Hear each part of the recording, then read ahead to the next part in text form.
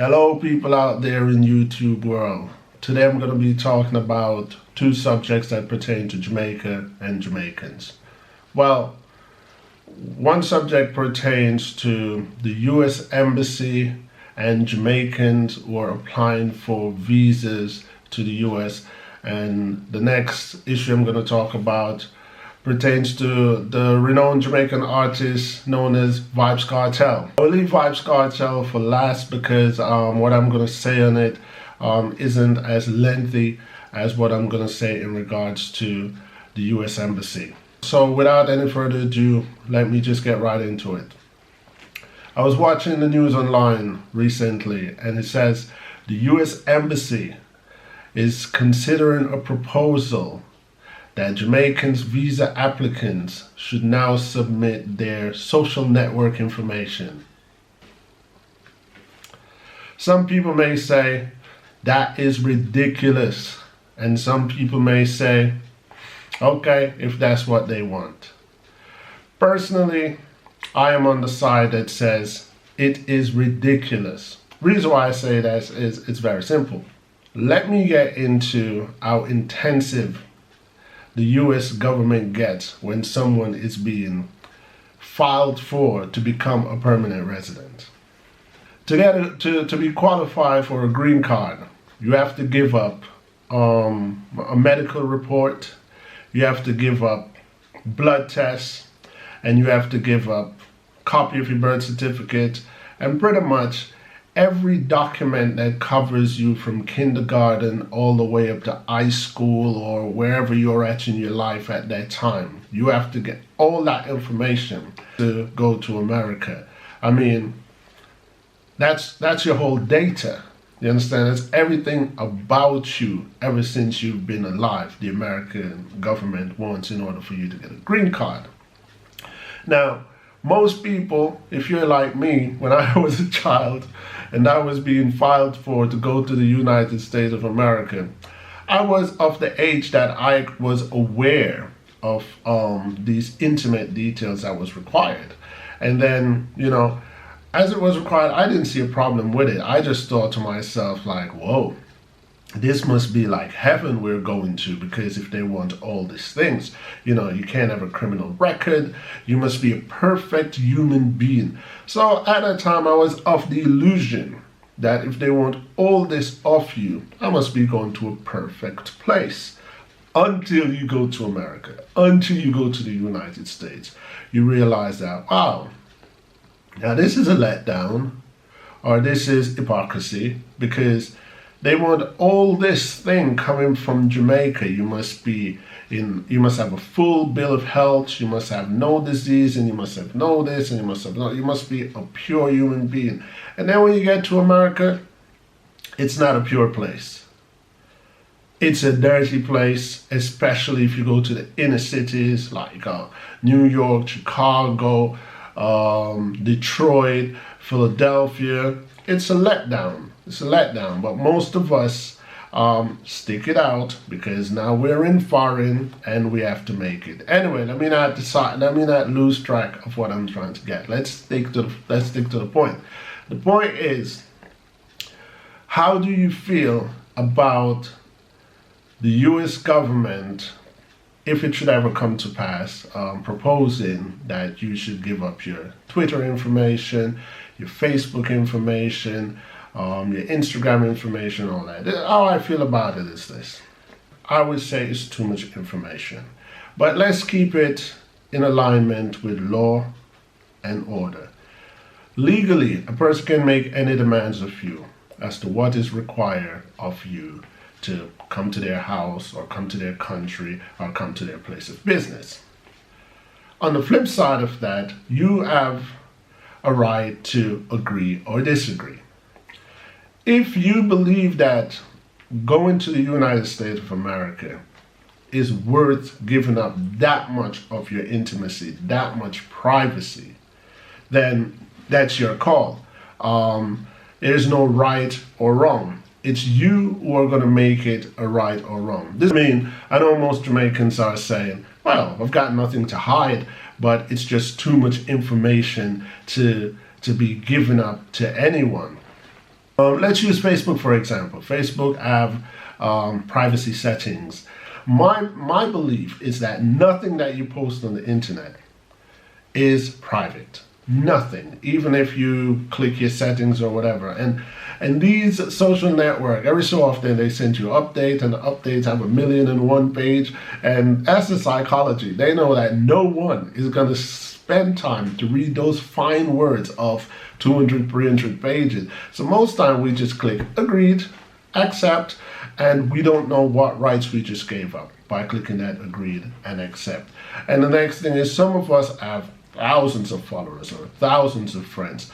Who in the world actually know 1,000 people at any one time, or know 3,000, 4,000 people? Nobody. No, and this is only my opinion. As irrelevant as you may think that your account is, or you are as a person, there's somebody out there that think it's okay to have a spy on your list just to see what you're saying or what you're doing. I mean, their justification of it is taking measures of defense, and I can see with that, but at the same time, most accounts that are online have been infiltrated by one or two internet spy that just lurks in your page. So sometimes people follow you, sometimes people send you friend requests and you don't know them, and sometimes we just accept because we want to have a lot of friends and we don't know who we're accepting. And most of these profiles sometimes looks like they have things in common with us, but in reality, that's what it is. That's my belief. That's what it is.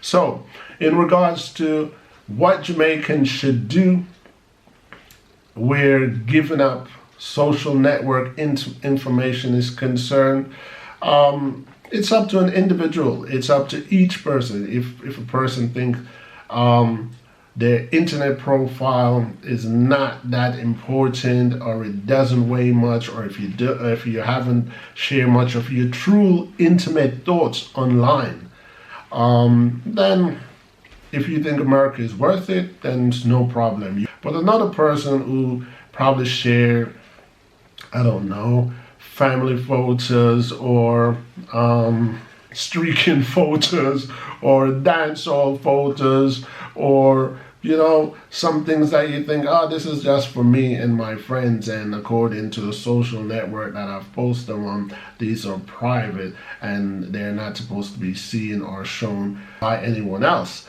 At the moment, it's like it won't be long before the United States government acts to find a way to read your thoughts. I mean, I understand. We live in a dangerous world. We live in a world of terrorists. We live in a world of random attacks.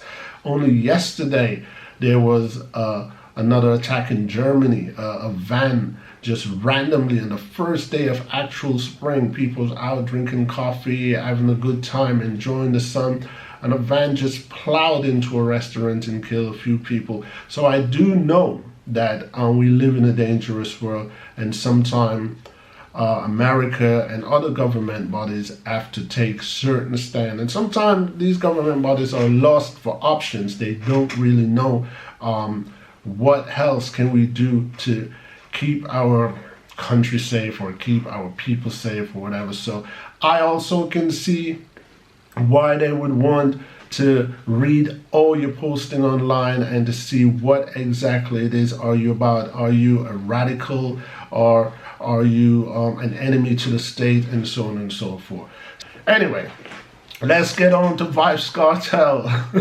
So Vybz Kartel is a renowned Jamaican singer, He's loved by many, not only in Jamaica but worldwide, and he's got a reputation to have a lot of negativity and those kinds of things in his lyrics. However, sometimes lyrics are just lyrics. It's just selling fantasies, and then there's another time when some artists take what they preach and actually put it into practice. I'm not here to judge Vybz Kartel in his murder case, but I'm here to actually say my little piece as to what I know about law and what I know about court procedures and what I know about evidence and technicalities. From my knowledge of law, and my knowledge of Jamaican law and what I've watched on the news, give me a moment here to have a laugh, because I thought it was funny as, you know what I mean? It was funny, you know what I mean? I recently learned that the most substantial evidence in Vybz Kartel case, which was a cell phone recording of him speaking in code, implicating himself. This piece of evidence, this key evidence that was supposed to be seized, bagged up, sealed off, and put somewhere, was actually tampered with. Excuse me, our Jamaican police, that unprofessional, that this is a capital case, and the phone that came into the police station or the police department, one of these police officers go, yo, let me make a call, ask someone to call, and use the evidence to make their call or to send their text message or anything. I studied law, and that right there is a walking ticket for Vybz Kartel. If justice is being served in Jamaica, let's get all fun and all jokes aside. If justice is being served in Jamaica, Vybz Kartel is supposed to be a free man based upon the tampering of that evidence. Now, this is how law works. This is how it's always works. Law is always about technicality in court. Always about technicality. And you need an unfiltered, overwhelming, and substantial proof of evidence in order to find guilt and in order to send someone to prison. So what I'm trying to say, even if that was actually Vybz Kartel on the phone, that was speaking in code, that was admitting to have something to do with a murder, the simple fact that someone other than Vybz Kartel used that phone, spoke on that phone, administered the access or the ability of that phone to go and play at any time after it was considered evidence, makes the evidence itself inadmissible. So pretty much that piece of evidence has to go. The next thing that was supposed to be part of the evidence package to have sent Vybz Kartel to prison or to being found guilty was a video that it was said to be clearly unclear, if you get what I'm saying. Pretty much they were saying this was agreed on, that the people or the person that was on the video could not be identified. A tattoo could be identified, but you could not identify the actual people that was in the video. So without being biased, you know what I'm saying? Here's what I'm saying. I'm into law and order. I'm not a Vybz Kartel fan. I'm just calling it the way I see it. I don't dislike Vybz Kartel. Some of his music I like. I probably have some of it on my phone, but not all of his music. So it's not one of those cases where I'm a Vybz Kartel fan and I'm being biased because this is about Vybz Kartel. Anybody in Jamaica, Vybz Kartel or not, if you commit a murder and the court proves that you are 100% guilty beyond a reasonable doubt, you deserve to go to prison, you deserve to be found guilty, and you deserve to be sentenced to whatever the law in Jamaica says you're supposed to be sentenced. I'm sure what Jamaicans need to know, a judge can't just sit up there and just sentence you to whatever he or she wants to sentence you to. Jamaica has a sentencing guideline for each crime, and the judge has to stay within that. If the judge goes out of that, the judge can also face some consequences for going outside of the guideline. But if people are killing people in Jamaica and they're caught and the evidence is clear, because nobody wants an innocent person going to prison. If the evidence is clear, they should go to prison. They should be found guilty.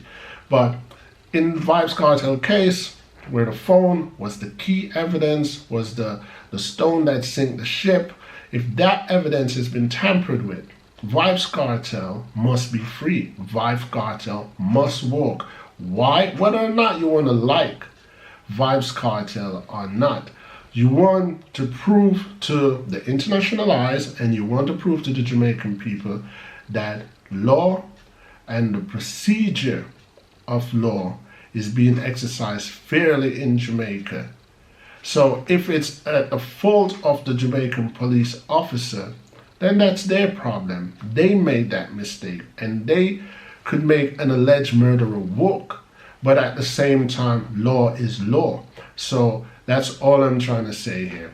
Anyway, I don't want to get too political into it, because this channel, I'm starting to turn it into a Jamaican topic channel, but I want to stay relevant and I want to stay on subjects that are relevant to the people. Any subject that I address, I would love to know that once I finish addressing it, I can offer a way out of it or a solution.